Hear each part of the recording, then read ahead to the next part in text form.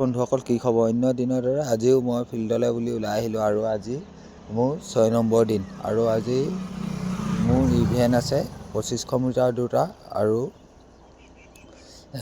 200 metre দুটা আৰু মই কিমান মিনিটত ইভেণ্ট দুটা কমপ্লিট কৰিলোঁ স্ক্ৰীনত লগাই দিছোঁ আৰু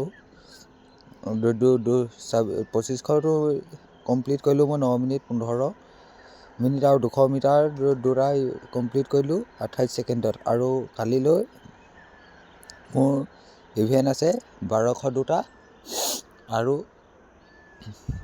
1000 দুটা আৰু আপোনালোকক যদি মোৰ সম্পূৰ্ণ শ্বেডিউলখন লাগে কমেণ্ট কৰিব আৰু মই শ্বেডিউলৰ ওপৰত এটা ভিডিঅ' বনাই দিম।